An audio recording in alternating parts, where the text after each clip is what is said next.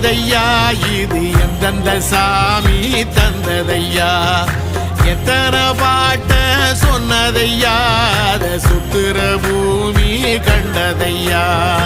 அடிச்சு வீசும் காத்துலையும் அந்த தகப்பனாச சுத்துதையா பிடிச்சு பூக்கும் விதையிலும் ஒரு வம்சத்து கதையே உள்ளதையா 100 தலைமுறை சேர்ந்து செதுக்குன ஈர நலம் இது பாறையா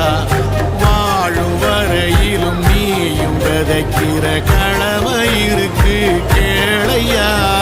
கோடி விளக்காயேந்தி கிடந்த